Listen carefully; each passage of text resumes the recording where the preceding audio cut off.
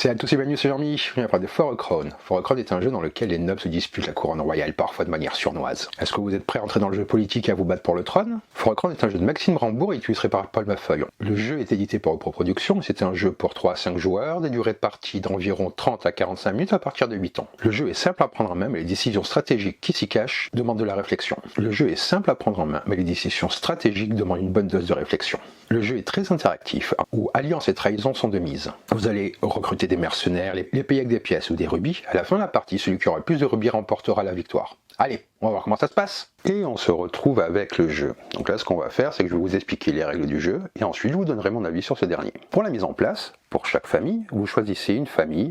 Elles sont toutes identifiées par un blason. Vous prenez le coffre, les 5 protège-cartes correspondants, et vous les placez devant vous. Vous prenez l'objet précieux correspondant à votre famille, ainsi que 10 rubis. Durant la partie, tout ce qui est dans votre coffre doit rester secret.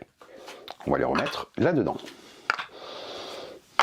Ensuite, posez le coffre de rangement concernant la réserve de raton laveur, de pièces et de rubis à portée des joueurs. Posez le plateau et insérez les tuiles coups de recrutement 1, 3 et 5 dans la gouttière prévue à cet effet. Vous placez les tuiles coups de recrutement 0 à proximité. Vous allez former la place royale ensuite. Triez les mercenaires en 5 paquets selon leur niveau.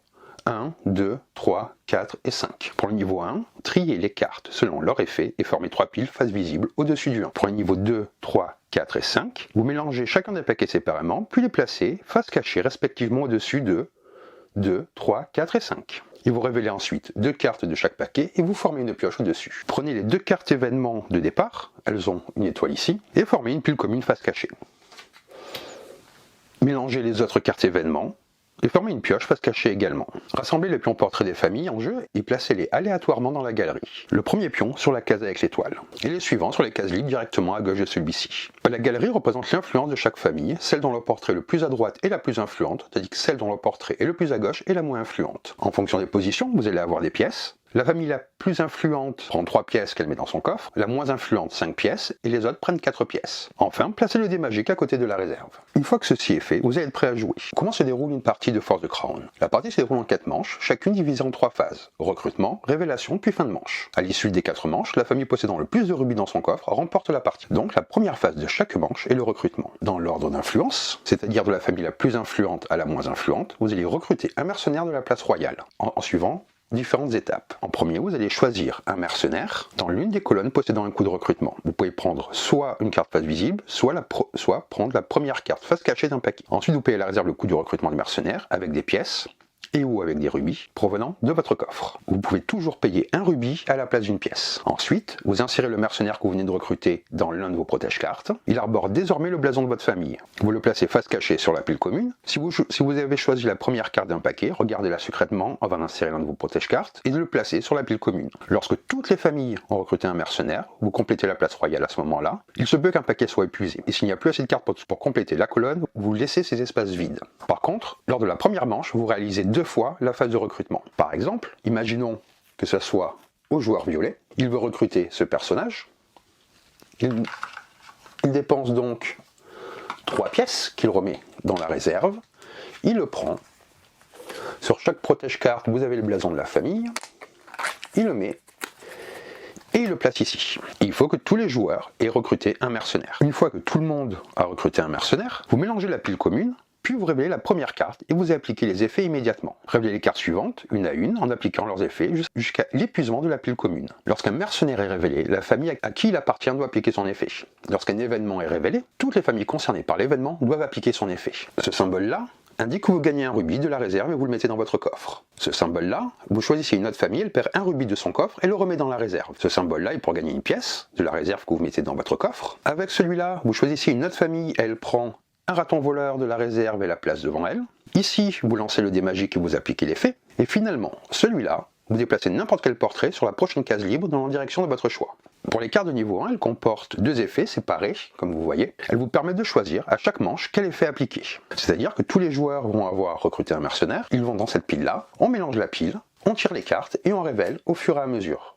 Là, par exemple, ça concerne cette famille-là, qui devrait lancer le dé. Et lorsque vous déplacez, bien entendu, c'est le premier espace libre, donc ça peut être par là ou par là. Il n'est pas obligé qu'il y ait des espaces. Par exemple, je pourrais le déplacer comme ceci, c'est un espace. Ce sont les effets des cartes événements. Avec cette carte événement, là où les familles ayant le plus de ratons voleurs devant elles perdent 2 rubis et les remettent dans la réserve. Ces mêmes familles remettent ensuite tous leurs ratons voleurs dans la réserve. Avec celui-là, la famille la moins influente lance le dé magique et applique l'effet indiqué.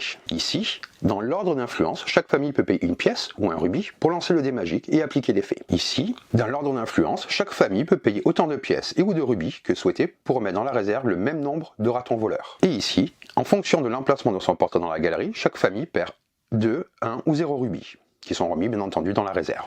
Vous avez mis au début de la partie votre objet précieux dans votre coffre. Si vous n'avez plus de rubis dans votre coffre et que vous devez en remettre un ou plusieurs dans la réserve, 2 situations sont à ce moment-là possibles. Vous avez encore votre objet précieux. Vous l'annoncez à vos adversaires que vous vendez votre objet précieux et vous le placez devant vous en guise de rappel. Vous ne pouvez plus le reprendre. Et vous prenez 10 rubis de la réserve et vous les mettez dans votre coffre. Vous reprenez le cours de la partie et vous payez le ou les rubis manquants. Par contre, si vous avez déjà vendu votre objet précieux, vous êtes hors jeu pour le reste de la partie. Vous l'annoncez à vos adversaires, vous enlevez votre portrait de la galerie et remettez dans la réserve les éventuels ratons voleurs placés devant vous. Vos adversaires terminent la manche en cours, puis c'est la fin de la partie. Si des cartes de votre famille sont révélées, celles-ci sont ignorées.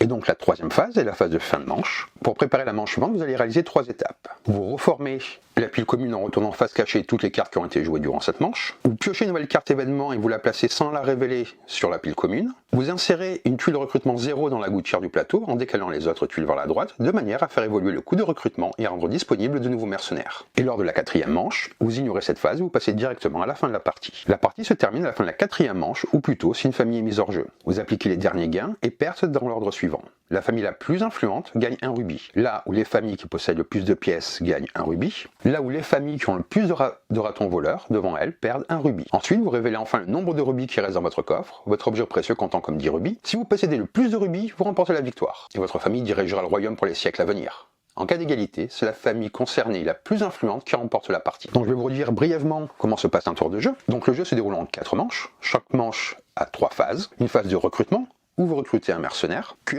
ensuite vous le mettez dans la pile commune. Lors de la première phase, vous le faites 2 fois. Ensuite une phase de révélation, où vous allez mélanger les cartes de la pile commune, révéler les cartes une à une et appliquer les effets. Puis une phase de fin de manche où vous allez préparer pour la manche suivante. Et vous jouez comme ceci, et à la fin de la 4e manche, celui qui a le plus de rubis remporte la partie. Donc voilà pour les règles de Force of Crown. Maintenant je vais vous dire ce que j'ai pensé du jeu. L'un des principaux atouts de Force of Crown réside dans la profondeur de son système de jeu. Dès le début, les joueurs se retrouvent plongés dans une compétition pour l'influence et les ressources, un aspect crucial qui façonne toute la partie. Le jeu repose sur une structure dynamique où la position d'une famille dans la galerie, qui représente son influence, joue un rôle central dans la collecte des rubis. Cette gestion de l'influence crée une tension palpable et donne au jeu une sensation de progression constante. La position de chaque famille dans la galerie peut changer à tout moment, ce qui pousse les joueurs à réfléchir stratégiquement à chaque tour pour maximiser leurs gains et minimiser leurs pertes. La mécanique de recrutement des mercenaires est un autre point fort du jeu.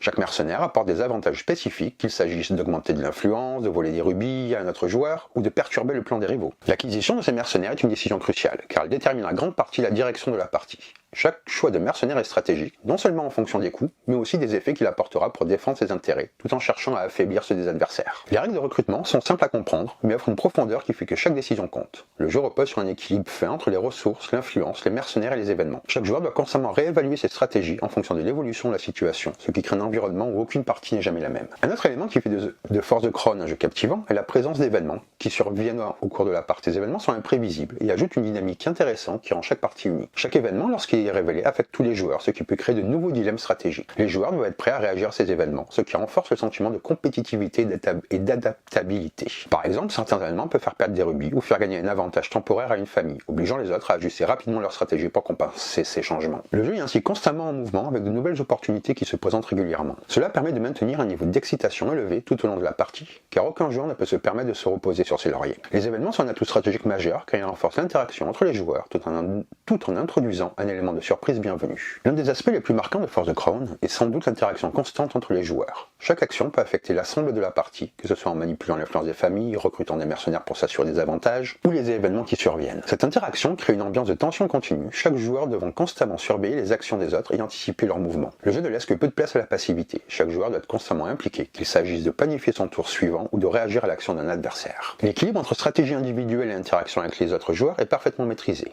Il y a une véritable lutte pour obtenir l'influence nécessaire pour l'emporter. Mais cette quête est toujours en compétition avec celle des autres. Il ne s'agit pas seulement de prendre les bonnes décisions pour soi-même, mais aussi de nuire à l'avance de ses adversaires sans se laisser rattraper par la leur. L'un des aspects intéressants de Force the Crown est qu'il gagne en profondeur et en richesse à chaque partie jouée. À mesure que vous explorez différentes stratégies et que vous vous familiarisez avec les effets des mercenaires ainsi que les événements, vous apercevez que de nouvelles approches deviennent possibles. Le jeu est donc riche en rejouabilité, chaque nouvelle partie vous pousse à tester de nouvelles stratégies, à découvrir des combinaisons inattendues et à affiner votre choix en fonction des expériences passées. Les éléments visuels du jeu ne sont pas en reste. Les illustrations des personnages et des cartes sont splendides. Et elles servent non seulement à embellir l'expérience de jeu, mais aussi à renforcer l'immersion dans l'univers du jeu. Chaque famille a son propre blason distinctif et son portrait, créant ainsi une forte identité visuelle qui fait ressortir la thématique du jeu. L'esthétique du jeu est en parfaite harmonie avec son ambiance compétitive en instaurant une atmosphère royale et intrigante. Les illustrations des cartes événements des mercenaires renforcent le caractère immersif du jeu, ce qui fait que les joueurs se sentent véritablement plongé dans un univers où la compétition pour le trône est l'enjeu ultime. Le design du plateau et des composants est également très soigné, facilitant la compréhension des règles et des actions possibles, tout en rendant le jeu agréable à jouer.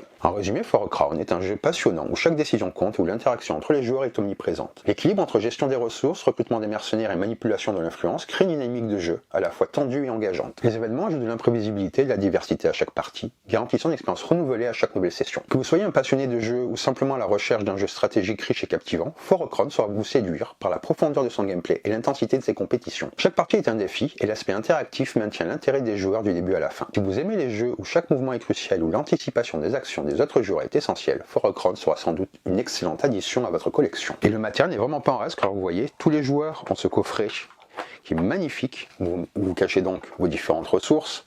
Les protège-cartes qui sont fournis sont de très bonne qualité. Ils en ont aussi mis en plus au cas où vous en abîmez, donc vous en utilisez 5, mais il y en a un petit peu plus. Ce plateau-là creusé, où on va faire bouger ces différentes tuiles et bouger les portraits, est vraiment intéressant. Tout comme ce coffret à ressources qui est vraiment du plus bel effet. Donc j'espère que cette vidéo pour Force the Crown vous a plu, que ça vous a donné envie de découvrir le jeu. C'est vraiment un jeu qui vaut le coup qu'on se penche dessus. Vous allez sûrement en entendre beaucoup parler dans les jours qui viennent. J'espère que cette vidéo vous a plu. Si ça vous a plu, n'hésitez pas à laisser un commentaire et à vous abonner à la chaîne. Sur ce, je vous dis bonne partie et bon jeu!